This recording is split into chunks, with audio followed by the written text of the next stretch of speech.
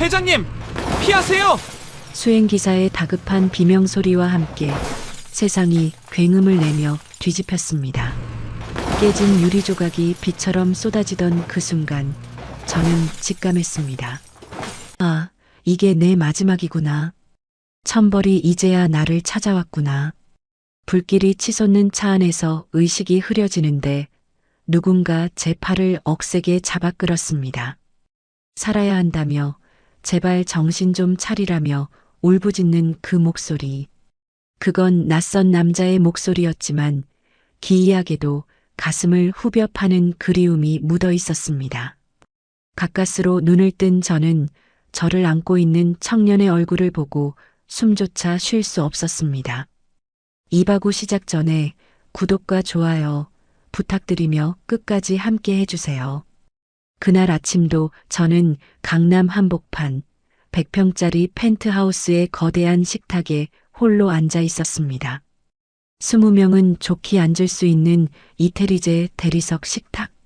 그 끝에 앉아 저를 위해 차려진 진수성찬을 내려다보았습니다. 도우미 아주머니가 숨소리조차 죽이며 내려놓은 전복죽에선 김이 모락모락 피어올랐지만 제 속은 냉골처럼 차가웠습니다. 숟가락이 그릇에 부딪히는 달그락 소리가 마치 천둥 소리처럼 거실을 울렸습니다. 정막. 네, 그게 제 집의 주인이었습니다. 매일 아침 국내 최고의 의료진이 짜준 식단과 특급 호텔 출신 셰프가 만들어낸 요리들. 남들은 평생 한 번 구경하기도 힘든 산의 진미가 몇 끼 올라오지만 저는 압니다. 이 밥상엔 온기가 없습니다. 회장님, 식사 마치시면 바로 이동하셔야 합니다. 비서실장의 건조한 목소리가 허공을 갈랐습니다. 저는 말없이 수저를 내려놓았습니다. 내 통장에 찍힌 0의 개수가 12개가 넘으면 뭐합니까? 대한민국 재계 서열 12오순자. 사람들은 나를 철의 여인이라 부르며 우러러보거나 두려워하지만 정작 나는 5,000원짜리 국밥 한 그릇을 마음 편히 나눠 먹을 사람 하나가 없습니다. 오늘은 특별한 날이었습니다. 아니, 잔인한 날이라고 해야겠지요. 제 남편과 하나뿐인 아들 녀석의 기일이 겹치는 날이니까요. 새벽같이 일어나 목욕 재개하고 가장 아끼던 검은색 정장을 꺼내 입었습니다. 거울 속에 비친 칠순의 노파는 화려한 보석으로 치장하고 있었지만 눈빛만은 휑하니 비어 있었습니다. 수행기사가 운전하는 최고급 세단 뒷좌석에 앉아 교회의 가족묘원으로 향했습니다. 차창 밖으로 스쳐가는 풍경들이 야속하게도 너무나 아름다웠습니다. 봄꽃이 흐드러지게 피어 있더군요. 내 아들 현우가 참 좋아하던 꽃들이었습니다. 어머니, 저는 꽃이 좋아요. 돈보다 꽃이 더 예쁘잖아요. 그렇게 말하던 아들의 맑은 눈망울이 떠올라 가슴이 미어지는 것 같았습니다. 제가 그 아이를 벼랑 끝으로 몰지만 않았어도 지금쯤 제 옆에서 웃고 있었을 텐데. 봉분 앞에 나란히 선 2개의 비석. 그 차가운 돌덩이를 어루만지며 저는 속으로 빌고 또 빌었습니다. 여보, 현우야. 나도 이제 당신들 곁으로 갈 때가 됐나 보오. 돈은 원 없이 벌었는데 내 곁엔 아무도 없구려. 너무 외롭소. 내가 지은 죄가 많아서 죽어서도 자네들 못 만날까봐 그게 제일 겁이나. 눈시울이 뜨거워졌지만 꾹 참았습니다. 평생을 독하게 살아왔습니다. 남편을 잃었을 때도 피부치 같던 아들을 먼저 보냈을 때도 사람들 앞에서는 절대 눈물을 보이지 않았습니다. 약해 보이면 잡아먹히는 게 이 바닥 생리니까요. 그게 내 자존심이고 내가 평생을 지켜온 갑옷이었습니다. 하지만 텅 빈 집에 돌아갈 생각을 하니 발걸음이 천근만근이었습니다. 한참을 그렇게 비석에 기대어 앉아 있다 겨우 몸을 일으켰습니다. 돌아오는 차 안 운전대를 잡은 수행기사는 백미러로 제 눈치만 살피며 숨조차 크게 쉬지 않았습니다. 라디오 소리 하나 없는 차 안은 마치 달리는 관짝 같았습니다. 그때였습니다. 한적한 국도, 커브길을 돌던 순간이었습니다. 맞은편 차선에서 검은색 덤프트럭 한 대가 미친 듯이 달려오는 게 보였습니다. 중앙선을 넘어 마치 처음부터 나를 노렸다는 듯이 정확하게 제 차를 향해 돌진했습니다. 그 짧은 찰나 트럭 운전석에 앉은 사람의 그림자가 보였던 것도 같습니다. 회장님, 피하세요. 수행기사의 찢어지는 비명이 터져 나왔습니다. 핸들을 꺾을 새도 없이 거대한 쇳덩이가 차 옆구리를 그대로 들이받았습니다. 쾅 마이너스. 세상이 빙글 돌았습니다. 쇠가 찢어지고 유리가 박살나는 소리가 귀를 찢었습니다. 안전벨트가 가슴을 조여오고 제 몸이 공중으로 붕 떴다가 바닥으로 내동댕이 쳐지는 감각이 생생했습니다. 머리에서 뜨거운 것이 주르륵 흘러내려 눈을 가렸습니다. 시야가 온통 붉게 물들었습니다. 차는 몇 바퀴를 굴러 도로 아래 비탈길에 처박힌 뒤에야 멈췄습니다. 뒤집힌 차 안에서 희미하게 정신을 차렸을 때 코를 찌르는 역한 기름 냄새가 진동했습니다. 아, 이렇게 가는구나. 오순자 인생 결국 이렇게 길바닥에서 끝나는구나. 평생을 악착같이 모은 재산도 죽으림을 다해 지켜온 회사도 아무 소용이 없었습니다. 어차피 저승길엔 들고 가지도 못할 것들. 수천억 자산가가 아니라 그냥 늙고 힘없는 노인네로 죽어가는 것이었습니다. 마지막 순간에 떠오른 건 딱 하나였습니다. 현우야, 내 아들.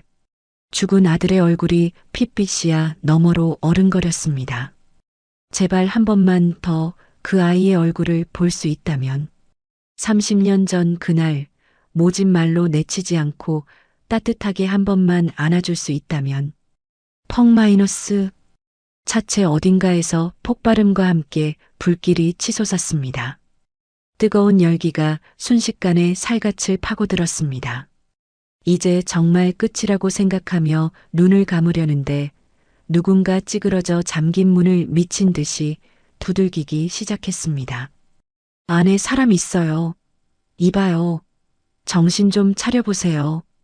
쇳덩이를 뜯어내는 듯한 소리와 함께 찌그러진 문틈으로 빛이 새어 들어왔습니다. 그리고 한 청년이 불길에 그을린 얼굴로 제게 손을 뻗었습니다. 할머니, 어서요. 곧 폭발할 것 같아요. 손잡으세요. 저는 힘없이 고개를 저었습니다. 몸이 말을 듣지 않았습니다. 다리는 끼어 움직이지 않았고 숨을 쉴 때마다 갈비뼈가 찌르는 듯 아팠습니다. 그냥 가. 나는 틀렸어. 하지만 청년은 포기하지 않았습니다. 깨진 유리창을 맨손으로 부수며 기어코 안으로 몸을 밀어 넣었습니다. 피가 뚝뚝 떨어지는 손으로 엉킨 안전벨트를 끊어내고 저를 억지로 밖으로 끌어내기 시작했습니다. 정신 차려요. 살아야죠. 어떻게든 살아야죠. 의식이 점점 아득해졌습니다. 뜨거운 불길과 매캐한 연기 속에서 나를 살리겠다고 울부짖는 청년의 얼굴이 흐릿하게 보였습니다. 땀과 그을음으로 범벅된 그 얼굴. 그런데 이상했습니다. 왜일까요? 처음 보는 그 낯선 청년의 얼굴에서 제가 평생을 그리워하고 사무쳐 했던 아들의 모습이 겹쳐 보였습니다. 특히 저 눈, 겁에 질려 있으면서도 결코 물러서지 않는 저 강인한 눈매. 내 아들 현우가 꼭 저런 눈을 하고 있었습니다. 저를 끌어안고 비탈길을 굴러내려오던 그 순간 등 뒤에서 거대한 폭발음이 고막을 때렸습니다. 화마가 우리를 집어삼킬 듯 덮쳐왔습니다.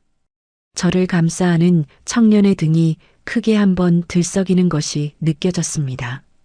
따뜻했습니다.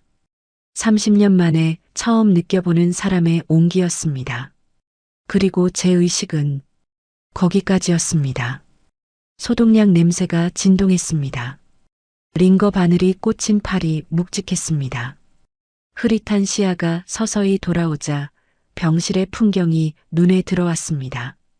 VIP 병실 특유의 적막함, 그리고 그 적막을 깨고 누군가의 걱정스러운 목소리가 들려왔습니다. 할머니, 정신이 드세요? 심장이 쿵 하고 내려앉는 것 같았습니다. 그 목소리, 꿈결에서 들었던 그 목소리였습니다. 힘겹게 고개를 돌려 소리가 난 곳을 바라보았습니다. 침대 옆 보조의자에 한 청년이 앉아 있었습니다. 팔에는 붕대를 감고 얼굴에는 반창고를 덕지덕지 붙인 채였지만 저를 바라보는 눈빛만은 맑고 깊었습니다.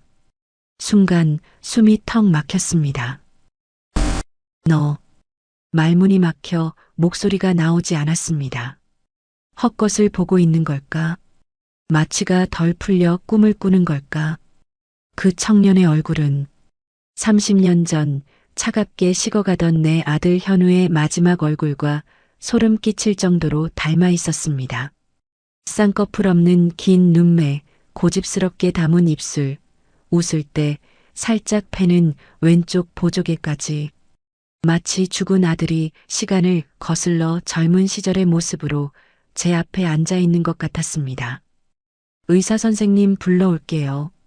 잠시만요. 청년이 자리에서 일어나려 했습니다. 저는 반사적으로 그 청년의 손목을 낚아챘습니다. 링거줄이 팽팽하게 당겨져 살점이 찢어지는 듯 했지만 아픔조차 느껴지지 않았습니다. 가지마. 너 누구야? 도대체 누구야? 제 목소리는 짐승의 울음소리처럼 거칠었습니다. 청년은 당황한 듯 눈을 크게 떴습니다. 그 놀란 표정조차 아들과 똑같았습니다. 등골이 오싹해졌습니다. 진정하세요, 할머니. 전 그냥 사고 현장에 있었던 사람이에요. 할머니 구하다가 저도 좀 다쳐서 보호자가 안 오셔서 기다리고 있었어요. 거짓말하지 마. 저는 발작하듯 소리쳤습니다. 이게 우연일 리가 없습니다. 세상에 이렇게 닮은 사람이 있을 수는 없습니다. 혹시 그 여자가 보낸 걸까? 30년 전 내가 돈 봉투를 던지며 내쫓았던 그 천한 것이 이제 와서 복수하려고 내 앞에 덫을 놓은 걸까? 머릿속에서 온갖 의심과 공포가 독버섯처럼 피어올랐습니다. 재벌 회장으로 살아온 40년. 저에게 접근하는 사람들은 모두 목적이 있었습니다. 돈, 권력 아니면 내 약점. 순수한 호혜 따위는 믿지 않게 된 지 오래였습니다. 하물며 내 목숨을 구했다? 게다가 죽은 아들과 똑같은 얼굴을 하고서 할머니, 왜 그러세요? 어디 불편하세요? 청년이 걱정스런 얼굴로 제 이마에 손을 얹으려 했습니다. 저는 소스라치게 놀라며 그 손을 쳐냈습니다. 손대지 마. 더러운 손 치우란 말이야. 청년의 손이 허공에서 멈췄습니다. 무한함과 상처받은 기색이 스쳐 지나가는 그 얼굴을 보자 가슴 한구석이 욱신거렸습니다. 하지만 저는 그 감정을 억지로 눌러버렸습니다. 지금은 감상에 젖을 때가 아니었습니다. 그때 병실 문이 벌컥 열리며 최 비서실장이 뛰어들어왔습니다. 회장님, 깨어나셨습니까? 최 실장은 땀범벅이 된 채 제 침대로 달려왔습니다. 그리고 옆에 서 있는 청년을 보며 의아한 표정을 지었습니다. 자네는? 제가 사고 현장에서 할머니를 당장 내보내. 제가 싸늘하게 명령했습니다. 최 실장이 흠칫 놀라 저를 쳐다보았습니다. 회장님, 이분은 생명의 은인이신데 내보내라고 했어. 당장 내 눈앞에서 치워. 제 고함 소리에 청년은 입술을 깨물더니 말없이 고개를 숙여 보이고는 병실을 나갔습니다. 그 뒷모습조차 아들을 닮아 있었습니다. 축 처진 어깨, 약간 구부정하게 걷는 걸음걸이. 청년이 나가자마자 저는 최 실장의 멱살을 잡다시피 끌어당겼습니다. 최 실장, 지금 당장 알아봐. 네, 뭘 말씀이십니까? 방금 나간 저놈. 저놈에 대해서 샅샅이 뒤져. 이름, 나이, 가족관계, 사는 곳, 직업. 하나도 빠짐없이 전부 다. 제 손이 부들부들 떨리고 있었습니다. 공포였습니다. 그것은 단순한 의심이 아니라 30년간 묻어두었던 죄악이 다시 살아나 나를 삼킬지 모른다는 원초적인 공포였습니다. 단순한 교통사고가 아니야. 저놈 분명 뭔가 있어. 내 아들. 현우랑 너무 닮았어. 너무 닮아서 징그러울 정도야. 최 실장의 눈동자가 흔들렸습니다. 그도 죽은 현우를 기억하고 있었으니까요. 설마. 우연이겠죠, 회장님. 세상에 닮은 사람은 많으니까요. 재벌가의 우연 따위는 없어. 누군가 나를 노리고 의도적으로 접근한 거야. 사고도 구조도 전부 다 짜여진 각본일 수 있어. 박 전무 짓인지 아니면 다른 경쟁사 놈들 짓인지 아니면 말끝을 흐렸습니다. 차마 입 밖으로 내뱉을 수 없는 이름. 그 여자의 이름이 목구멍까지 차올랐다 내려갔습니다. 만약이라도 그 여자와 관련된 놈이면 그땐 살려두지 않을 거야. 내 인생을 또다시 망치게 둘 순 없어. 저는 이를 악물며 중얼거렸습니다. 하지만 제 심장은 쿵쾅거리며 다른 말을 하고 있었습니다. 혹시라도 현우의 핏줄이라면? 아닙니다. 그럴 리 없습니다. 그때 분명히 지웠다고 했습니다. 내 눈앞에서 병원으로 들어가는 것까지 확인했습니다. 그런데 저 청년은 대체 뭡니까? 최 실장, 명심해. 아주 은밀하게 쥐새끼 한 마리 모르게 조사해야 해. 저놈이 내 핏줄 흉내를 내며 접근한 사기꾼인지 아니면 진짜. 알겠습니다. 즉시 착수하겠습니다. 최 실장이 나가고 다시 병실에 정막이 찾아왔습니다.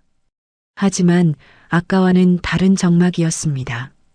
불안과 공포가 끈적하게 달라붙은 무거운 공기. 저는 떨리는 손으로 침대 옆 서랍을 열어보려다 멈췄습니다. 그 안에 지갑이 있을 리 만무했죠. 다 타버렸을 테니까요. 하지만 제 머릿속에는 선명하게 박혀있는 사진 한 장이 떠올랐습니다.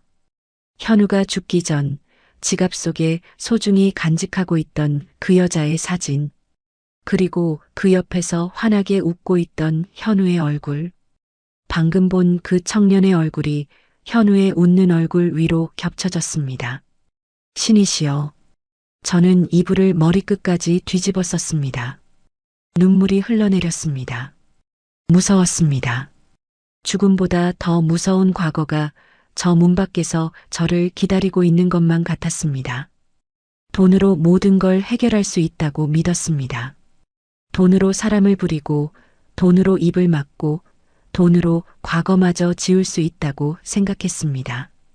하지만 오늘 그 맹신이 무너져 내리는 소리를 들었습니다. 살아남았다는 안도감은 이미 사라진 지 오래였습니다. 이제부터 시작될 진실 게임이 제 목을 조여오고 있었습니다. 문득 아까 그 청년의 눈빛이 떠올랐습니다. 할머니, 정신이 드세요?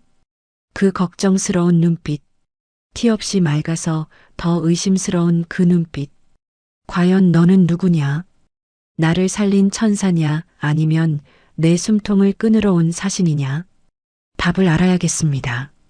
설령 그 답이 내 남은 인생을 송두리째 뒤흔든다 해도 병실 벽에 걸린 시계바늘 소리가 마치 내 목을 치는 단두대의 칼날 소리처럼 들렸습니다. 최 실장을 내보낸 지 꼬박 하루가 지났습니다. 그 24시간이 제게는 24년 같았습니다. 잠 한숨 자지 못했습니다.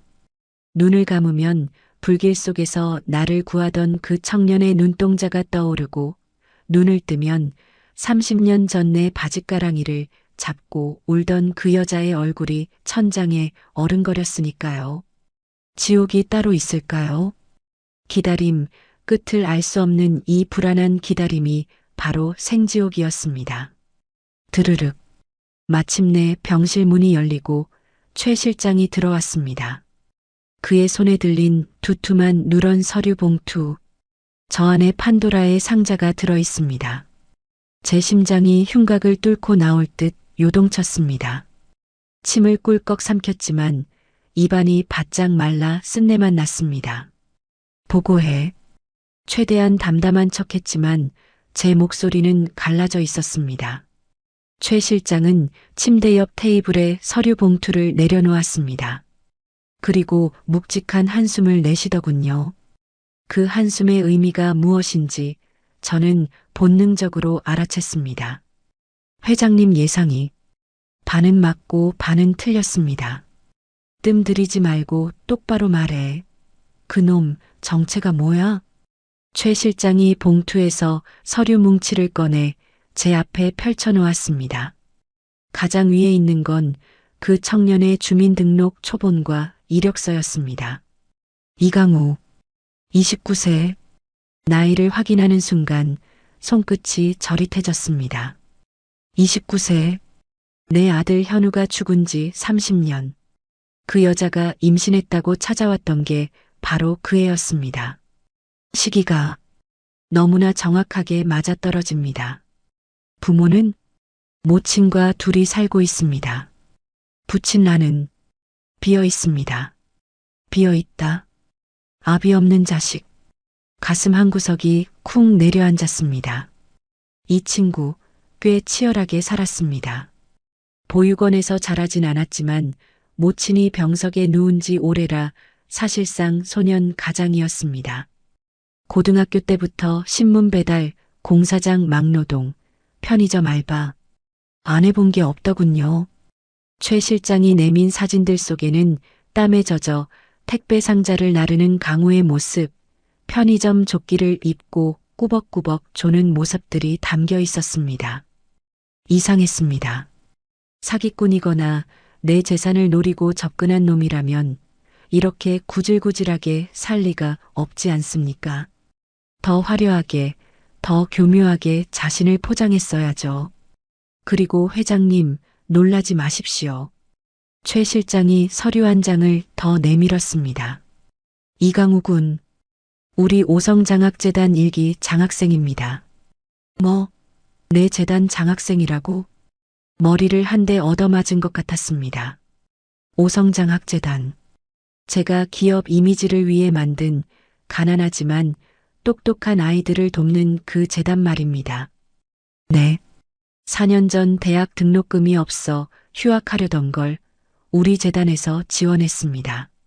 성적이 과수석을 놓친 적이 없을 정도로 우수합니다. 저는 떨리는 손으로 강우가 장학생 신청 당시 썼던 자기소개서를 집어들었습니다. 삐뚤빼뚤하지만 정성스럽게 쓴 글씨들이 눈에 들어왔습니다. 존경하는 인물 오순자 회장님. 숨이 턱 막혔습니다. 가진 것 없이 맨주먹으로 시작해 굴지의 기업을 일궈낸 회장님의 불굴의 의지를 존경합니다. 저 또한 가난이라는 굴레에 굴복하지 않고 언젠가 회장님처럼 누군가에게 희망이 되는 사람이 되고 싶습니다. 하하. 웃음이 났습니다. 비틀린 웃음이 입술을 비집고 나왔습니다. 이 무슨 운명의 장난입니까?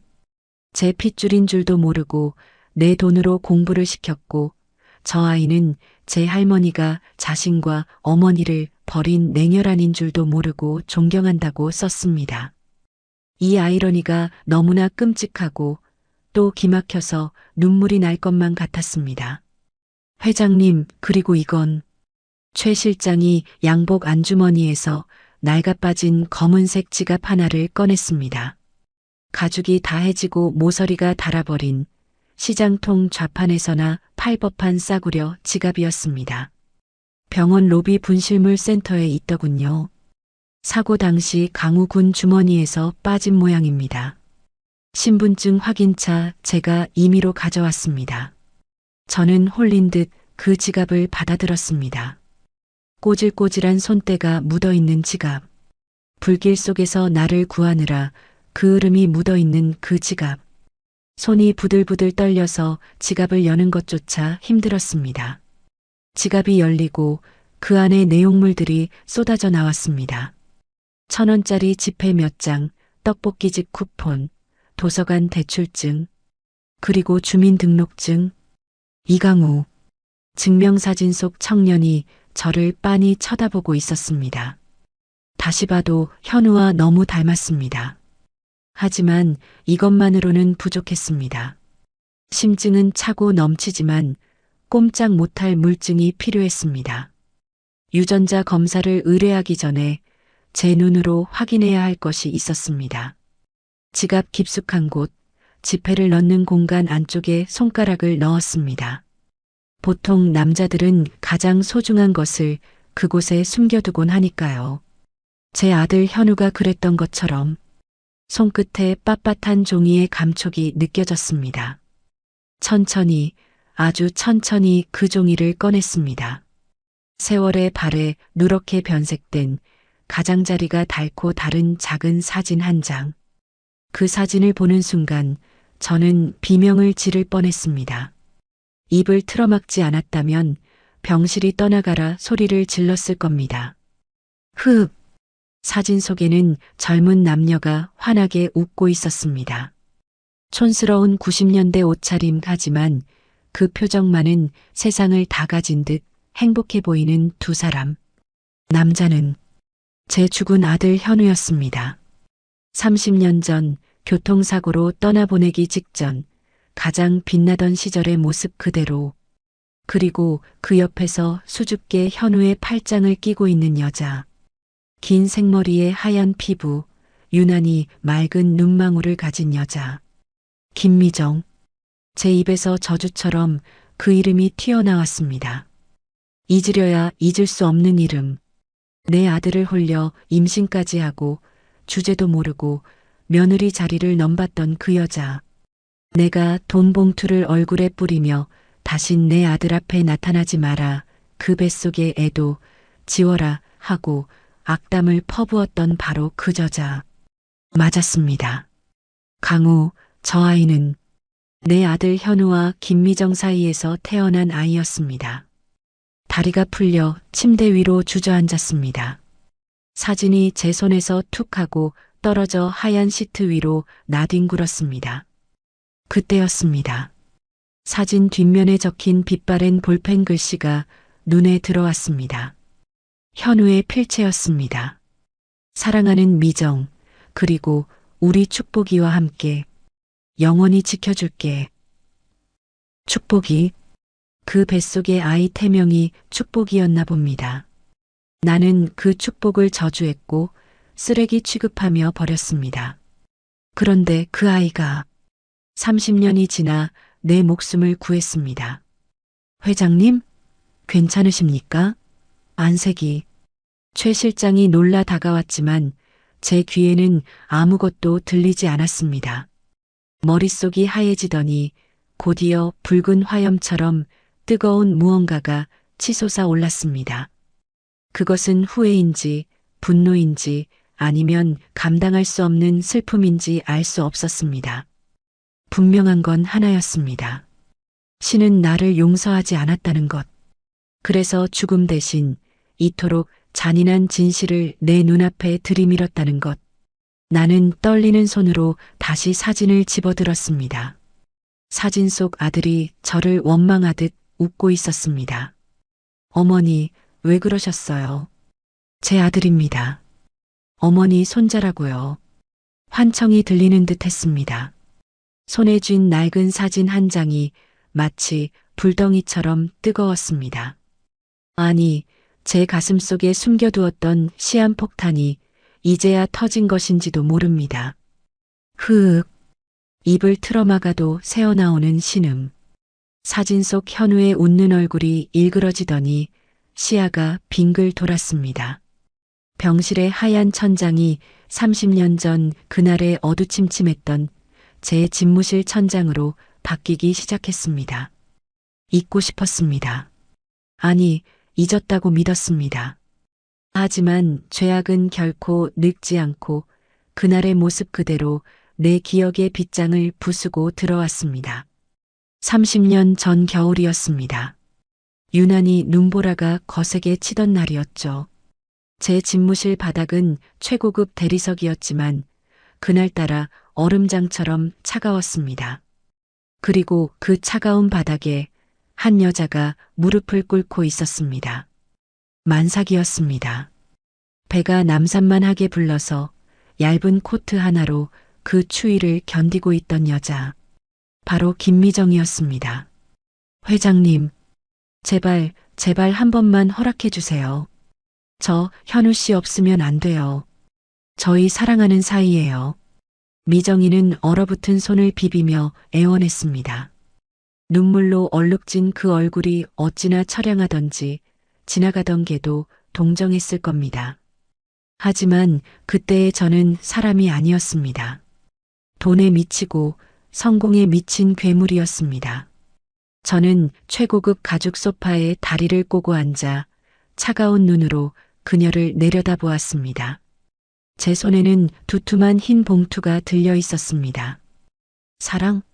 사랑이 밥 먹여주니? 내까짓게 감히 내 아들을 넘봐? 내가 내 아들 발목 잡아서 인생 망치는 꼴 내 눈에 흙이 들어가도 못 봐. 회장님, 저 바라는 거 없어요. 그냥 현우 씨 곁에만 있게 해주세요. 제 뱃속에 현우 씨 아이가 있어요. 그 말이 제 인내심을 끊어버렸습니다. 닥쳐. 제가 고함을 지르자 미정이가 움찔하며 몸을 떨었습니다. 어디서 근본도 없는 씨를 가져와서 내 아들 아이라고 우겨? 그 뱃속에 든 게 내 핏줄이라는 증거 있어? 설령 맞다고 해도 난 인정 못해. 아니, 안 해. 저는 들고 있던 봉투를 미정의 얼굴을 향해 집어 던졌습니다. 탁 마이너스. 봉투가 미정의 뺨을 스치고 바닥에 떨어지며 둔탁한 소리를 냈습니다. 그 안에 든 수표 다발이 흩어졌습니다. 돈이었습니다. 사람의 마음을, 아니 사람의 목숨값을 매기려 했던 더러운 돈. 이거 받고 떨어져. 그리고 그 애 지워. 나을 생각하지 마. 만약 나아서 내 눈에 띄면 그땐 내 인생이고 뭐고 다 짓밟아 버릴 테니까. 미정이는 바닥에 흩어지는 돈을 보며 멍한 표정을 지었습니다. 그리고 천천히, 아주 천천히 배를 감싸 안았습니다. 어떻게 할머니가 되실 분이 손주한테 죽으라는 말을 하세요?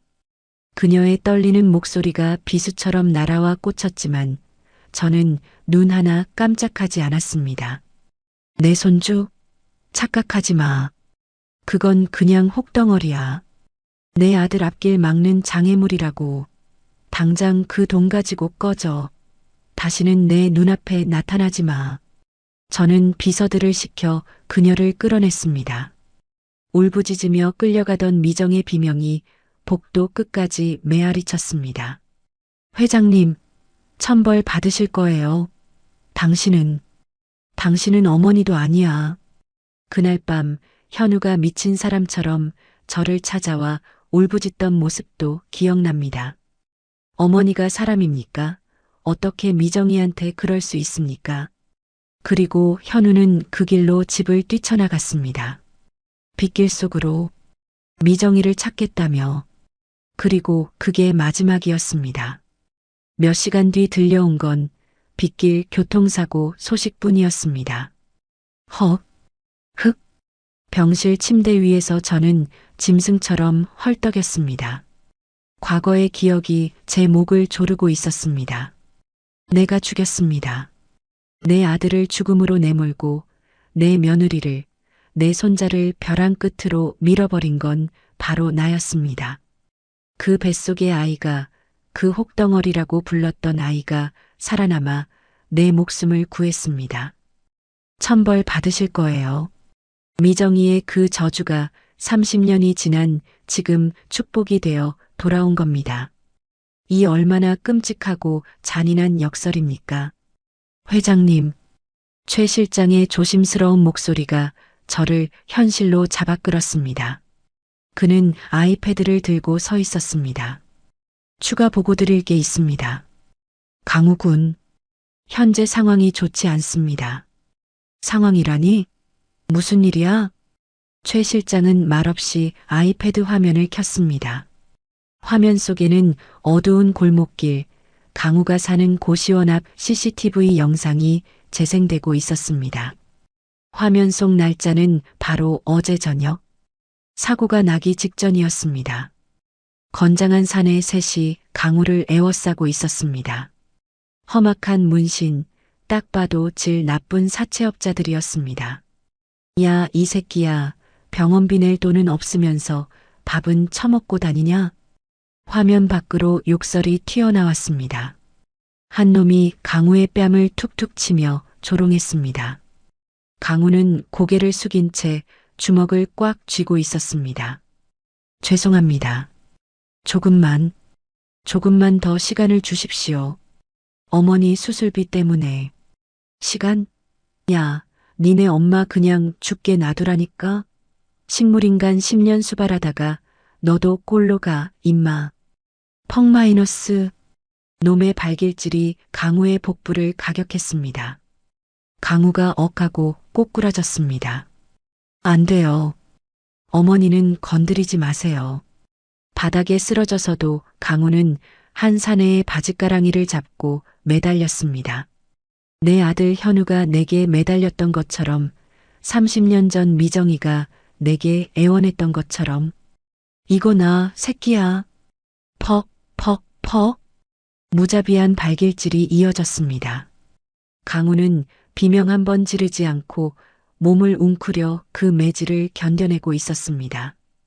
영상을 보는 제 손이 하얗게 질렸습니다. 화면 속에서 막고 있는 건 강우였지만 찢어지는 건 제 가슴이었습니다. 그만 끄라고. 제가 비명을 질렀습니다. 최 실장이 황급히 영상을 껐습니다. 모친. 그러니까 김미정 씨는 현재 요양병원에 입원 중입니다. 10년 전 뇌출혈로 쓰러진 뒤 의식이 없는 상태입니다. 강우 군이 그 병원비를 대느라 사채까지 쓴 모양입니다. 아, 미정아, 너도 살아있었구나. 식물인간이 되어서도 아들 곁을 지키고 있었구나. 그런데 나는 수천억을 깔고 앉아서 뭘 했단 말인가. 30년 전 내가 던진 그 돈다발이 결국 칼날이 되어 내 손자를 찌르고 있었습니다. 가난이라는 이름의 폭력이 내 핏줄을 짓밟고 있었습니다. 내 손자가 세상에서 가장 귀한 내 새끼가 단돈 몇백만 원 때문에 개처럼 맞고 있었습니다. 내가 가진 이 많은 돈이 다 무슨 소용입니까? 내 핏줄 하나 지키지 못하고 오히려 그들을 지옥으로 밀어넣은 이 저주받은 돈이. 가슴 깊은 곳에서 뜨거운 것이 치밀어 올랐습니다. 그것은 단순한 슬픔이 아니었습니다. 나 자신에 대한 뼈저린 증오, 그리고 늦었지만 이제라도 바로잡아야 한다는 서슬 퍼런결이었습니다. 최 실장, 저는 눈물을 닦지 않은 채 핏발 선 눈으로 그를 쳐다보았습니다. 준비해. 네, 무엇을? 내 손자, 내 새끼 건드린 놈들, 한 놈도 남김없이 찾아내. 목소리가 지옥 밑바닥에서 긁어올린 듯 낮게 깔렸습니다. 그리고 병원 알아봐. 국내 최고, 아니 세계 최고의 의료진 대기시켜. 미정이, 내 며느리 살려내야 해. 하지만 회장님, 아직 유전자 검사 결과도 안 나왔고 이 사실이 외부에 알려지면. 상관없어. 제가 버럭 소리를 질렀습니다. 링거 거치대가 흔들릴 정도였습니다. 유전자 검사? 종이 쪼가리 따위 필요 없어. 내 피가 끓고 있어. 저 아이가 내 핏줄이라고, 내 심장이 말하고 있단 말이야. 저는 떨리는 손으로 이불을 걷어찼습니다. 당장이라도 달려가 강우를 안아주고 싶었습니다. 그 멍든 몸을 어루만지며 미안하다고, 할머니가 너무 늦게 왔다고 빌고 싶었습니다. 하지만 아직은 아닙니다. 지금 나서면 오히려 그 아이가 위험해질 수 있습니다. 박전무, 그 하이에나 같은 놈들이 냄새를 맡고 달려들 테니까요. 나는 눈물을 삼키며 다시 침대에 몸을 뉘었습니다. 눈을 감자 강우의 모습이 떠올랐습니다. 사채업자에게 맞으면서도 어머니를 지키려 했던 그 효심, 나를 구하기 위해 불길 속으로 뛰어들었던 그 용기. 그 아이는 나를 닮지 않았습니다. 돈밖에 모르는 괴물인 나를 닮지 않고 사랑을 위해 목숨을 걸었던 제 아비와 어미를 닮았습니다. 그래서 더 아프고 그래서 더 미치도록 사랑스럽습니다. 이제 내가 할 일은 하나입니다. 내가 가진 모든 것, 돈, 권력, 인맥, 그 모든 무기를 동원해 내 손자를 지키는 것. 30년 전에는 돈으로 그들을 내쳤지만 이제는 그 돈으로 그들을 지킬 것입니다. 누구도, 감히 누구도 내 새끼 털끝 하나 건드리지 못하게 할 겁니다. 설령 내 모든 것을 잃는다 해도. 기다려라, 강우야. 할머니가 간다. 어둠 속에서 저는 주먹을 꽉 쥐었습니다. 손톱이 살을 파고들어 피가 배어 나왔지만 그 아픔조차 느껴지지 않았습니다. 지금 제 안에는 늙은 오순자가 아니라 새끼를 지키려는 성난 어미 호랑이 한 마리가 깨어나고 있었으니까요. 유전자 검사 결과 보고서. 검체 A 오순자, 검체 B 이강우. 친족관계 성립 확률 99.9%. 종이 위에 찍힌 저 숫자가 마치 신의 인장처럼 보였습니다. 제 손이 떨리고 있었습니다. 아니, 온몸의 세포 하나하나가 전율하고 있었습니다. 맞구나. 정말 내 핏줄이구나. 종이를 가슴에 품고 하염없이 눈물을 흘렸습니다. 30년 전 끊어졌다고 믿었던 인연의 끈이 사실은 한 번도 끊어진 적 없이 이어져 오고 있었던 겁니다. 이제 망설일 시간은 끝났습니다. 할머니로서 그리고 죄인으로서 내가 해야 할 일은 명확했습니다. 최 실장은 제 지시대로 즉각 움직였습니다. 강우를 괴롭히던 사채업자들에게 사람을 보내 그들이 강우에게 덮어 씌운 이자까지 합친 빚 전액을 대납하겠다고 제안했습니다. 단 조건은 익명의 독지가라는 이름으로. 제가 나설 수 없었습니다. 아직은 때가 아니었으니까요. 그리고 무엇보다 제가 강우에게 해줄 수 있는 게 돈밖에 없다는 사실이 뼈아팠지만 당장 그 아이를 지옥에서 꺼내주는 게 급선무였습니다. 하지만 돌아온 대답은 제 예상을 완전히 빗나갔습니다. 거절했다고? 네, 회장님. 강우군이 완강합니다. 최 실장의 난처한 표정에 저는 미간을 찌푸렸습니다. 이유가 뭐야? 빚 갚아주겠다는데, 어머니 병원비 대주겠다는데 왜 마다해? 지금 찬밥 더운 밥 가릴 처지가 아니잖아. 그게 이유 없는 돈은 받지 않겠다고 합니다. 그리고 뭐? 자신을 구해주려던 게 혹시 그날 사고 차량의 주인이냐고 묻더군요.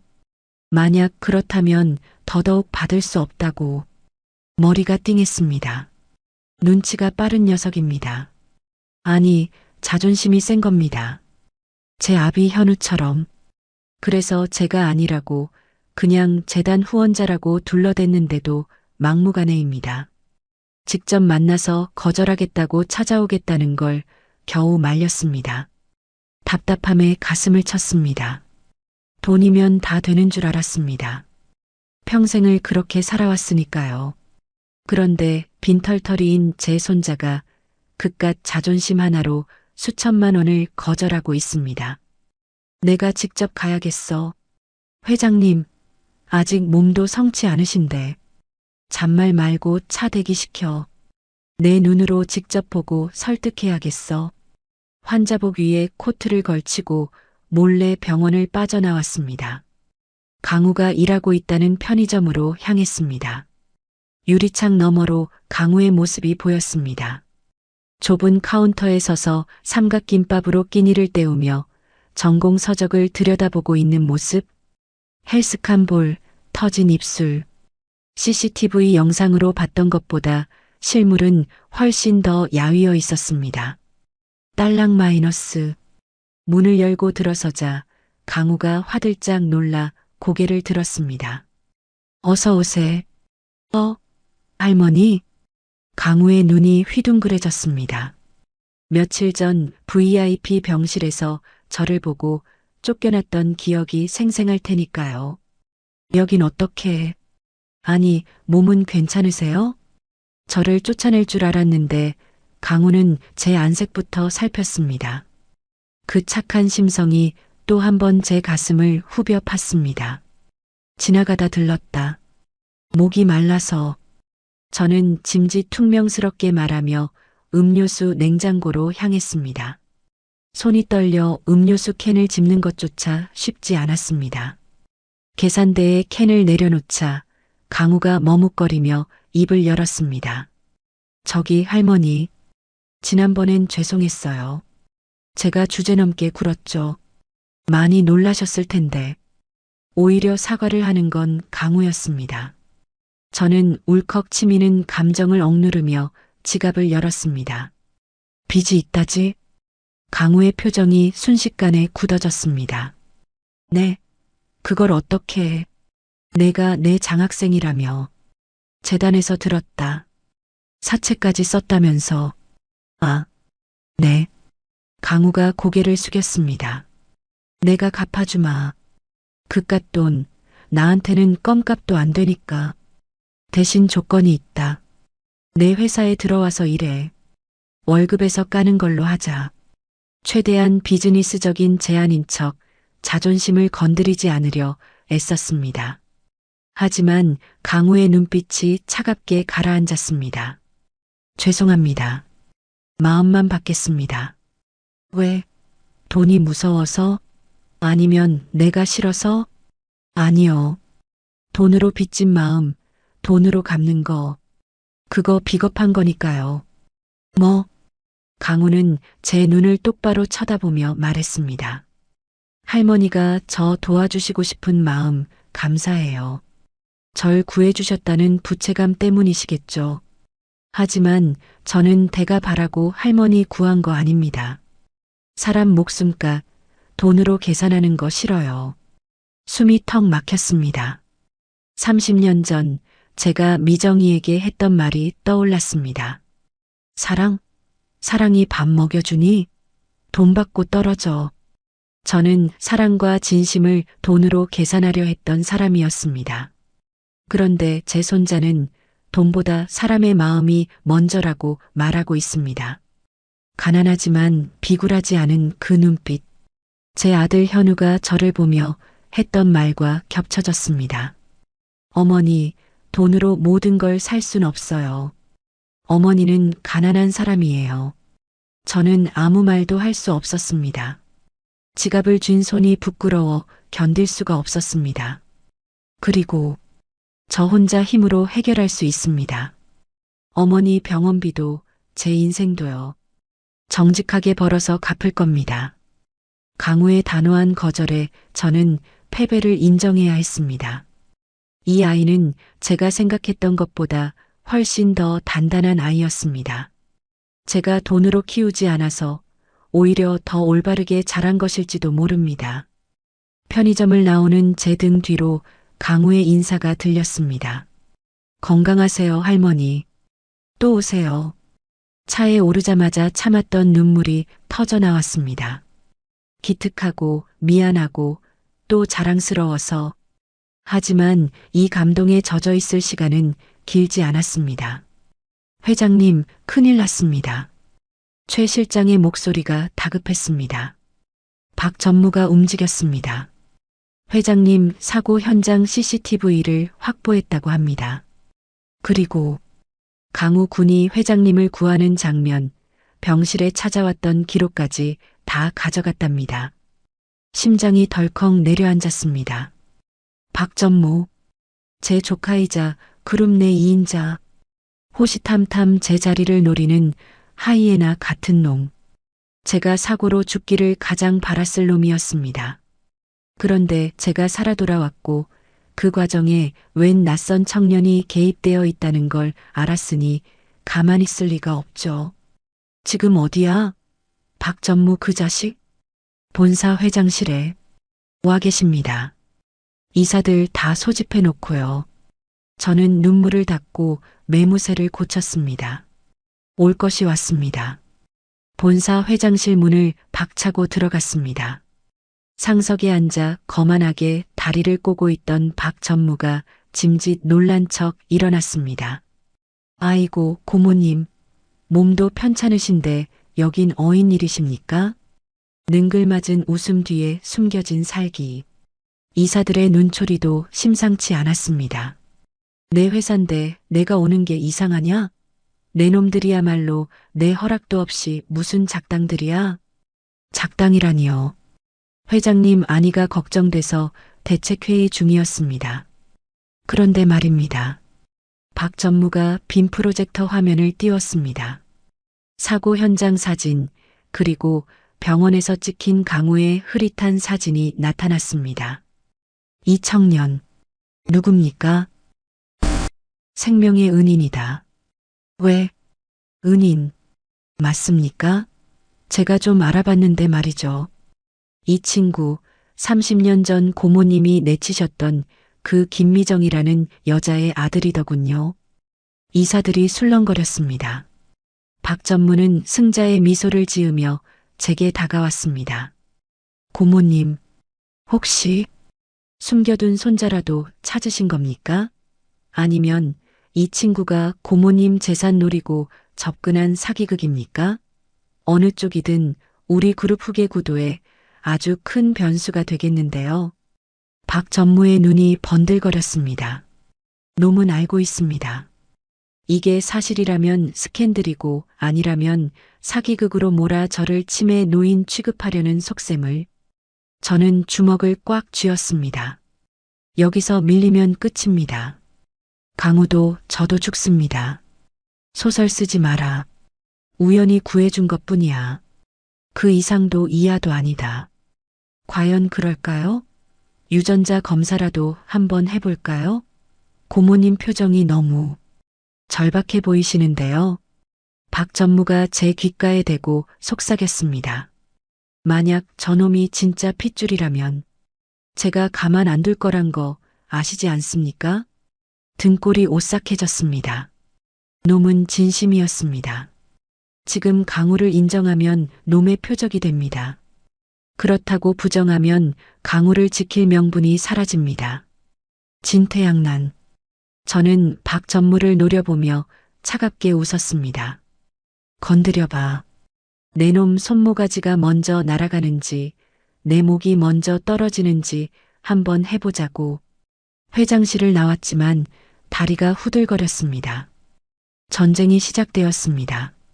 이제는 숨어서 지켜볼 수만은 없습니다. 강우가 위험합니다. 제 머릿속에는 오직 하나, 강우를 어떻게 지킬 것인가 하는 생각뿐이었습니다. 돈, 권력, 다 쓰겠습니다. 악마와 손을 잡아서라도 내 새끼는 내가 지킵니다. 최 실장, 보안팀 강화해. 그리고 강우놈 24시간 밀착 감시 붙여. 털끝 하나라도 다치면 내 목 내놔야 할 거야. 차가운 빌딩 숲, 제 비장한 명령이 메아리 쳤습니다. 30년 전에는 아들을 버렸던 그 회장실에서 이제는 손자를 지키기 위한 전쟁을 선포했습니다. 하지만 저는 몰랐습니다. 박 전무의 마수가 이미 강우의 목을 조르기 시작했다는 것을. 시간을 3시간 전으로 되돌려 보겠습니다. 편의점 아르바이트를 마치고 귀가하던 강우가 검은 승합차에 실려간 건 순식간이었다고 합니다. 제가 붙여둔 경호원들이 손을 쓰기도 전에 놈들은 미리 동선을 파악하고 작정을 한 채 들이닥쳤습니다. 죄송합니다, 회장님. 놈들이 너무 조직적으로. 피투성이가 되어 돌아온 경호팀장의 보고를 듣는 내내 저는 미동도 하지 않았습니다. 떨리는 손을 탁자 아래로 감추고 입술을 깨물어 피를 냈습니다. 지금 흥분하면 집니다. 놈들이 노리는 게 바로 그겁니다. 늙은 오순자가 이성을 잃고 날뛰다 스스로 무너지는 것. 띠리링 마이너스. 제 개인 휴대폰이 울렸습니다. 발신자 표시 제한. 올 것이 왔습니다. 여보세요. 고모님 밤이 늦었는데 안 주무시고 깨어 계셨습니까? 박전무였습니다. 기름기 낀 목소리, 비열한 웃음기. 당장이라도 수화기를 씹어먹고 싶었지만 참았습니다. 용건만 말해. 내 손자, 어디 있냐? 아이고, 벌써 내 손자라고 인정하시네요? 거보세요. 제가 뭘 했습니까? 핏줄 당기는 건 못 속인다니까요. 허튼 수작 부리면 내 놈 뼈를 갈아서 개 사료로 줄 테다. 강우 털끝 하나라도 건드리면. 워워, 진정하십시오. 아직은 털끝 하나 안 건드렸습니다. 아직은요. 박 전무가 킬킬거리며 말을 이었습니다. 거래를 좀 하시죠. 내일 열릴 임시 주주총회. 거기서 고모님이 가진 지분 전량을 저에게 양도한다는 각서에 도장만 찍으시면 됩니다. 그럼 이 귀하신 도련님은 털끝 하나 안 다치고 보내드리죠. 미친놈. 회사를 날로 먹으려 들어? 선택은 고모님이 하시는 겁니다. 회사입니까? 아니면 30년 만에 찾은 핏줄입니까? 아, 참고로 이 친구 성질이 꽤 있더군요. 반항하다가 얼굴을 좀 긁혔는데 더 다치면 마음 아프시잖습니까? 전화기 너머로 하는 막힌 신음소리가 들려왔습니다. 강우였습니다. 눈앞이 캄캄해졌습니다. 평생을 바쳐 일군 회사입니다. 내 피와 땀, 내 젊음이 다 녹아있는 오성그룹. 그걸 저런 파렴치한 놈에게 넘기라니요. 하지만 강우의 신음소리를 듣는 순간 답은 이미 정해져 있었습니다. 알았다. 오, 역시 결단력 하나는 타의 추종을 불허하십니다.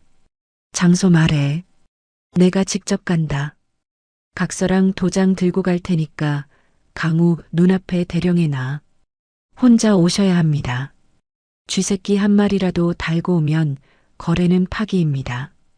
전화를 끊고 저는 비서실장을 보며 고개를 저었습니다. 따라오지 말라는 신호였습니다. 회장님, 위험합니다. 경찰에 신고를. 신고하면 강우가 죽어. 놈은 빈말할 놈이 아니야. 저는 금고에서 인감도장을 꺼냈습니다. 그리고 주주총회 의결권 위임장과 주식 양도 증서에 서명을 했습니다. 손이 떨리지 않았습니다. 오히려 차분했습니다. 돈, 명예, 회사? 다 가져가라지. 그따위 것들, 내 새끼 목숨값에 비하면 휴지 조각만도 못한 것을. 30년 전에는 돈 때문에 자식을 버렸지만 오늘은 돈을 버리고 자식을 구할 겁니다. 그것이 내가 할 수 있는 유일한 속죄니까요. 약속 장소는 인천에 폐기된 물류창고였습니다. 으스스한 냉기가 감도는 거대한 철문 앞. 저는 지팡이를 짚고 차에서 내렸습니다. 칠순의 노구였지만 발걸음만은 그 어느 때보다 단단했습니다. 끼잉 마이너스. 녹슨 철문이 열리고 창고 안의 풍경이 들어왔습니다. 먼지 쌓인 자재들 사이 덩치 큰 사내들이 도열해 있었고 그 중앙에 의자에 묶인 강우가 보였습니다. 입에는 청테이프가 붙어 있고 얼굴은 멍투성이었습니다. 강우야. 저도 모르게 비명이 터져 나왔습니다. 강우가 고개를 들어 저를 보았습니다. 놀란 눈. 왜 할머니가 여기에 있느냐는 듯한 믿을 수 없다는 표정. 어서 오십시오, 고모님. 박 전무가 짝짝짝 박수를 치며 어둠 속에서 걸어 나왔습니다. 진짜 혼자 오셨네요? 역시 여장부십니다. 각서 여기 있다. 애부터 풀어. 저는 서류 봉투를 흔들어 보였습니다. 박 전무가 눈짓하자 부하 하나가 다가와 봉투를 낚아채 갔습니다. 박 전무는 서류를 훑어보고는 만족스러운 미소를 지었습니다. 확실하군요. 인감 증명까지 완벽하고 확인했으면 풀어. 당장? 아, 급하시긴. 그런데 고모님, 이 친구한테 인사는 하셔야죠. 아직 이 친구는 상황 파악이 안 된 것 같아서 말입니다. 박 전무가 강우에게 다가갔습니다. 그리고 강우의 입에 붙은 테이프를 거칠게 떼어냈습니다. 으악!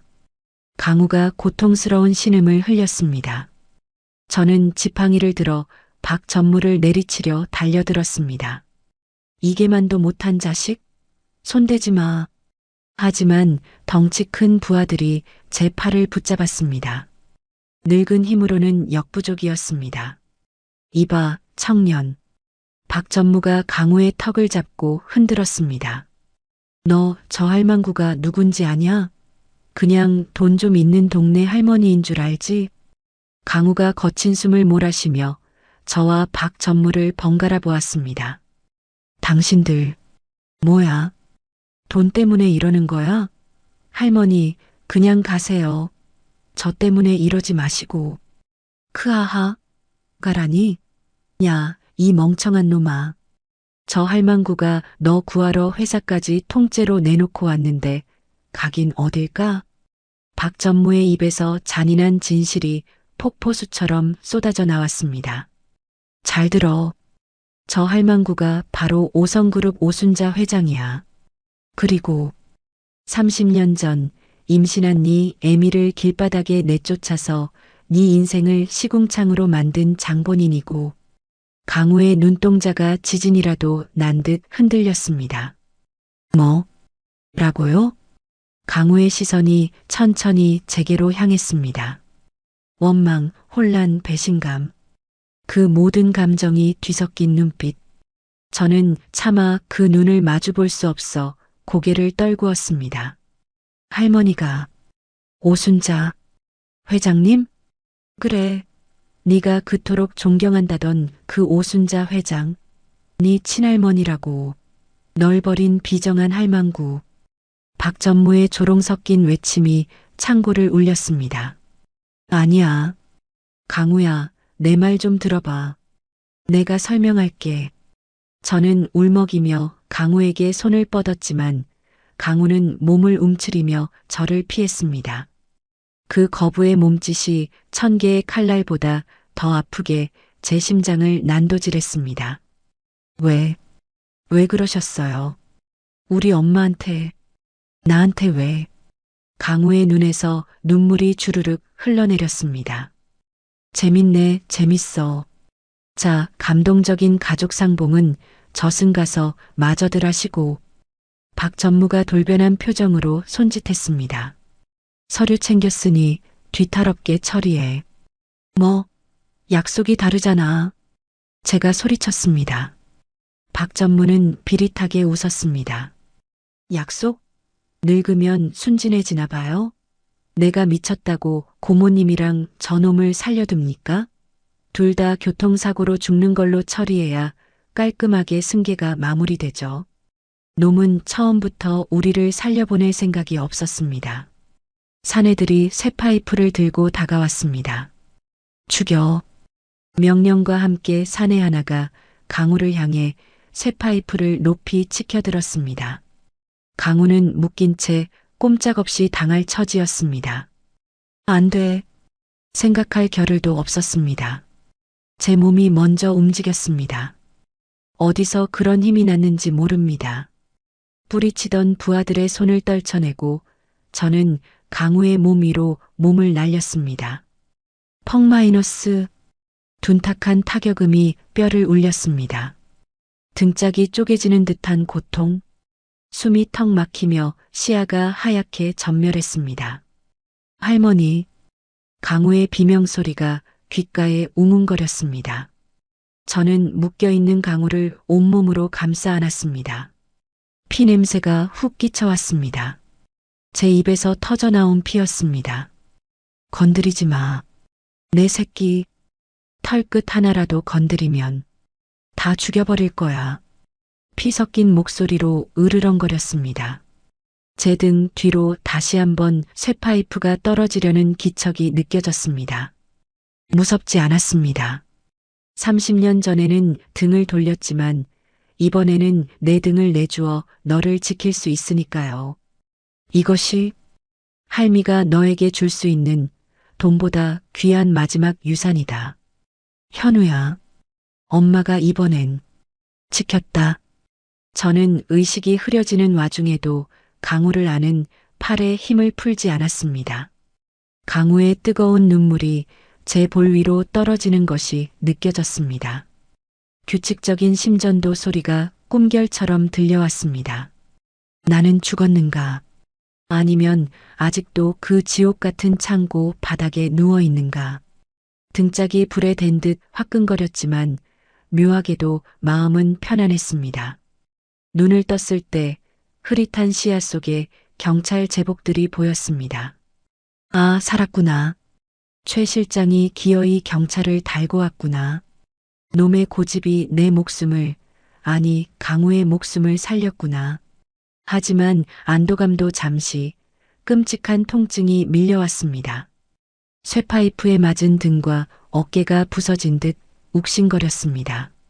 하지만 저는 신음조차 내뱉을 겨를이 없었습니다. 강우는 갈라진 목소리로 강우부터 찾았습니다. 옆 침상에 누워 응급처치를 받고 있는 강우의 모습이 보였습니다. 찢어진 이마, 퉁퉁 부은 뺨. 하지만 다행히 숨은 붙어 있었습니다. 살아 있었습니다. 회장님, 움직이시면 안 됩니다. 의료진들이 달려와 저를 제지했습니다. 저는 다시 깊은 수면 마취 속으로 빠져들었습니다.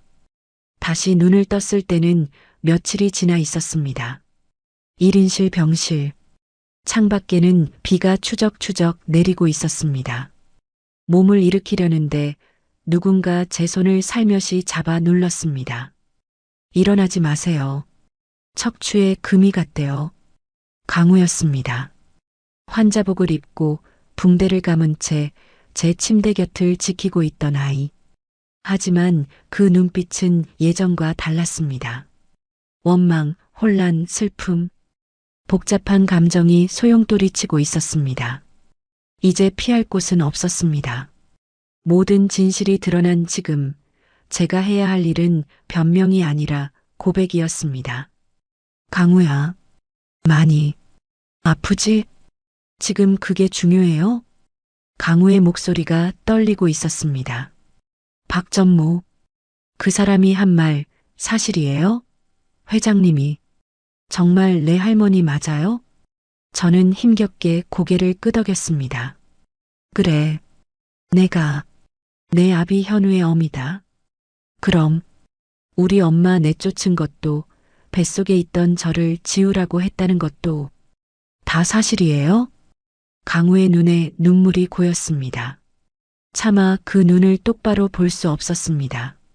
하지만 피해서는 안 되었습니다. 그것이 저 아이에게 줄 수 있는 최소한의 예의니까요. 사실이다. 30년 전 그날 내 엄마가 만삭의 몸으로 나를 찾아왔었다. 살려달라고 받아달라고 빌었지. 하지만 나는 돈 봉투를 얼굴에 던지며 내쫓았다. 내 아버지가 그렇게 간 뒤에도 나는 너희 모자를 찾지 않았다. 아니, 잊으려고 했다. 내 죄를 덮으려고. 어떻게 그럴 수가 있어요? 강우가 울분을 토해냈습니다. 어떻게 사람이, 아니 가족이 그럴 수 있어요? 엄마가 얼마나 힘들게 사셨는지 아세요? 평생을 죄인처럼 숨죽여 사셨어요. 아빠 제사상 차려놓고 밤새 우시다가 뇌출혈로 쓰러지셨다고요. 강우의 절규가 병실을 울렸습니다. 저는요.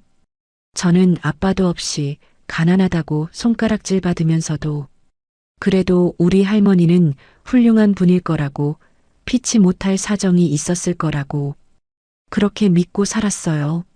장학금 받으면서 회장님 존경한다고 훌륭한 사람 되겠다고 바보처럼 강우는 말을 잇지 못하고 흐느꼈습니다. 그 눈물이 비수가 되어 제 가슴을 후벼 팠습니다. 미안하다. 제 입에서 나온 말은 고작 그 한마디였습니다. 천마디 변명보다 뼈저린 사과가 필요했습니다. 죽어 마땅한 죄다. 내가 괴물이었다. 돈에 눈이 멀어 내 새끼 귀한 줄도 모르고 너희를 지옥 속에 살게 했어. 저는 링거 바늘이 꽂힌 손을 뻗어 강우의 손을 잡으려 했습니다. 강우가 움찔했지만 이번에는 피하지 않았습니다. 염치 없지만 이제라도 갚고 싶었다. 너를 처음 본 순간 내 아비가 살아 돌아온 줄 알았어. 하늘이 내게 준 마지막 기회라고 생각했다. 그래서 내 목숨을 내놓아서라도 너만은 살리고 싶었어. 제 눈에서도 뜨거운 눈물이 흘러내렸습니다. 강우야, 이 늙은이 용서하지 마라. 평생 원망해도 좋아. 하지만 제발 내 곁을 떠나지만 말아다오. 내 어미 병원비, 내 앞날. 내가 다 책임지게 해줘. 돈으로 때우려는 게 아니야. 그냥 할머니로서 딱 한 번만 노릇 좀 하게 해줘. 저는 침대 위에서 무릎이라도 꿇고 싶은 심정이었습니다. 강우는 한참이나 말이 없었습니다. 창밖의 빗소리만이 두 사람의 침묵을 채웠습니다. 얼마나 지났을까요? 강우의 거친 손이 제 손등 위를 조심스럽게 덮었습니다. 아팠어요. 강우가 쉰 목소리로 입을 열었습니다. 창고에서 할머니가 저 대신 맞았을 때 쇠파이프에 등이 찍히는 소리가 너무 아프게 들렸어요. 강우야, 미웠어요. 박 전무 말 듣고 할머니가 원수라는 거 알고 정말 미웠는데 그런데 제 위로 쓰러지면서 내 새끼라고 부르셨잖아요. 피를 토하면서도 저를 꽉 안으셨잖아요. 강우의 눈에서 굵은 눈물방울이 뚝뚝 떨어져 제 손등을 적셨습니다. 그때 알았어요. 아, 이분이 진짜 내 할머니구나. 나를 지키려고 목숨 건 이 사람이 내 핏줄이구나. 강우가 제 손을 꽉 잡았습니다. 용서 다 된 건 아니에요. 엄마가 겪은 고통, 제가 겪은 시간들 금방 잊을 수는 없어요. 그래, 안다. 알아.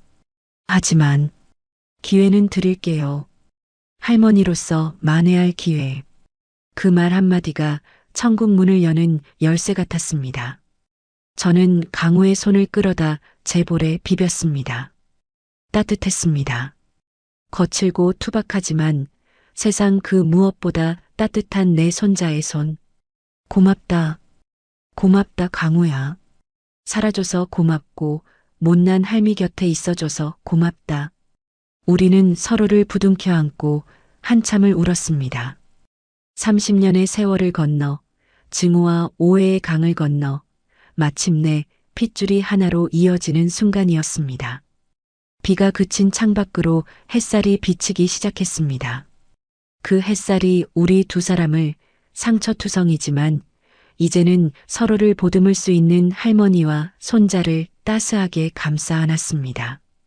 몸을 추스르자마자 제가 가장 먼저 찾은 곳은 경기도 외곽의 한 요양병원이었습니다. 하얀 침대 위에 마치 잠자는 숲속의 공주처럼 고요히 누워있는 여자. 김미정, 내 며느리. 30년의 세월은 그녀의 고운 얼굴에도 주름을 남겼지만 여전히 그 선한 인상은 그대로였습니다.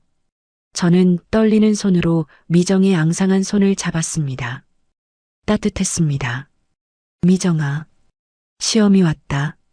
목이 메어 말이 잘 나오지 않았습니다. 너무 늦게 와서 미안하다. 내가 이 지경이 될 때까지 나 혼자 잘 먹고 잘 살아서 정말 미안하다. 의식 없는 미정의 눈가에 눈물이 고이는 것 같았습니다. 기계음 소리만이 저의 참회를 들어주고 있었습니다. 걱정 마라. 내 아들 강우, 내가 목숨 걸고 지킬게. 그리고 너도 내가 꼭 일으켜 세울게. 세계 어디를 뒤져서라도 명의를 찾아내마. 그러니까 제발 눈만 떠다오. 일어나서 나한테 욕이라도 한 바가지 해다오. 옆에 서 있던 강우가 제 어깨를 감싸 안았습니다. 우리는 그렇게 한참을 말없이 미정의 곁을 지켰습니다. 일주일 뒤 5성그룹 본사 대강당. 수백 명의 임직원과 기자들이 모인 자리, 단상에 오른 저는 준비해둔 원고를 꺼냈습니다. 하지만 원고를 읽는 대신 저는 마이크 앞에 서서 천천히 입을 열었습니다.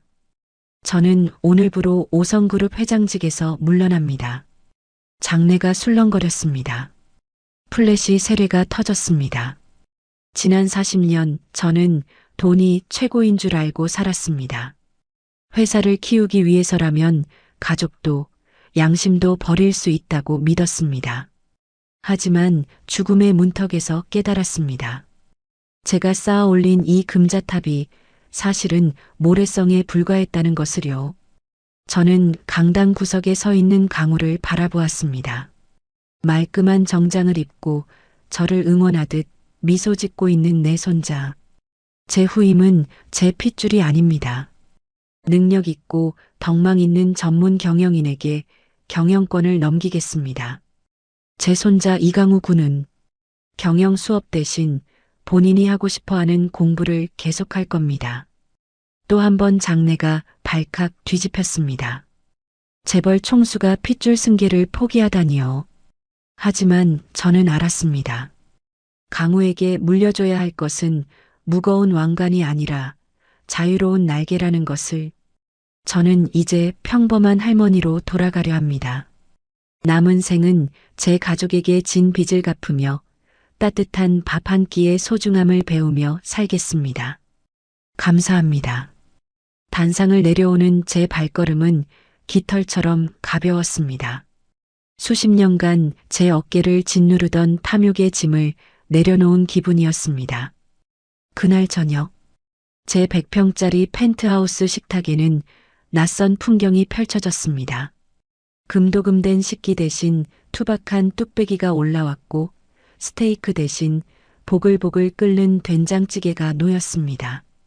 할머니, 간 좀 보세요. 짜지 않아요? 앞치마를 두른 강우가 국자를 내밀었습니다. 요양병원에 있는 엄마 간병하느라 요리 솜씨가 늘었다는 녀석. 후루룩. 한 숟가락 입에 넣자 구수한 된장 맛과 함께 알 수 없는 뭉클함이 목을 타고 넘어갔습니다. 맛있다. 정말 맛있다, 강우야. 다행이네요. 많이 드세요. 할머니 퇴원 축하드려요. 강우가 갓 지은 하얀 쌀밥 위에 깻잎 장아찌를 올려주었습니다. 그 사소한 동작 하나에 눈물이 핑 돌았습니다. 혼자 먹던 진수성찬보다 둘이 먹는 이 소박한 밥상이 왜 이리도 귀하고 맛있는지요. 텅 비어있던 거실에 강우의 웃음소리가 채워지고 적막하던 제 가슴에 온기가 차오르기 시작했습니다. 밥을 먹다 문득 강우가 물었습니다. 할머니, 후회 안 하세요? 회사, 평생 일구신 거잖아요. 저는 숟가락을 내려놓고 강우의 손을 잡았습니다. 강우야, 할미는 평생 더 많이, 더 높이만을 외치며 살았다. 그런데 말이다. 높이 올라가 보니 알겠더구나. 그곳엔 산소가 희박해서 숨쉬기만 힘들 뿐이라는 걸. 강우의 눈을 지그시 바라보았습니다. 내가 진짜 이루고 싶었던 건 100층짜리 빌딩이 아니라 바로 이런 거였어. 사랑하는 사람과 마주 앉아 따뜻한 밥 한 끼 먹는 것. 오늘 내가 차려준 이 밥상이 내 인생 최고의 성공이다. 강우가 쑥스러운 듯 코끝을 찡긋하며 웃었습니다. 아, 저 미소. 30년 전 현우가 보여주던 그 맑은 미소. 이제는 지킬 수 있습니다. 아니, 영원히 지킬 겁니다. 식사를 마치고 강우와 나란히 소파에 앉아 과일을 깎았습니다. TV에서는 주말 연속극이 흘러나오고 창밖으로는 서울의 야경이 별처럼 반짝였습니다. 문득 30년 전 그날이 떠올랐습니다. 만약 그때 내가 미정이를 받아들였다면 우리 가족은 더 일찍 행복할 수 있었을까요? 지나간 시간은 되돌릴 수 없습니다. 하지만 남은 시간은 다르게 채울 수 있습니다. 할머니, 내일은 엄마 면회 갔다가 꽃 구경 가요. 벚꽃이 만개했대요. 그래, 그러자. 우리 강우 하고 싶은 거 다 하자. 저는 강우의 어깨에 머리를 기대었습니다. 늙고 지친 몸이었지만 마음만은 다시 태어난 듯 생기가 돌았습니다. 사고가 났던 그날, 죽음 앞에서 제가 찾았던 답은 돈이 아니었습니다. 사람이었습니다. 그리고 신은 제게 기적처럼 그 답을 보내주셨습니다. 불길 속으로 뛰어들어 나를 구해준 나의 천사, 나의 손자. 고맙다, 강우야. 나한테 와줘서. 저도요, 할머니. 오래오래 사세요. 강우가 제 손을 꼭 잡았습니다. 거칠지만 따뜻한 그 손의 온기가 제 심장까지 전해졌습니다. 창밖의 달빛이 유난히 밝았습니다. 현우야, 보고 있니? 내 아들이 이렇게 훌륭하게 자랐단다. 엄마가, 이제야 진짜 엄마가 된 것 같구나. 내 남은 인생, 이 아이를 위해, 그리고 너를 위해 살다가마. 돈이 아니라 사랑을 남기는 사람으로. 오늘의 이바구는 여기까지입니다. 끝까지 함께 해주셔서 감사드리며 구독과 좋아요 눌러주시면 놀라운 인생 사연들을 누구보다 먼저 무료로 만나보실 수 있습니다.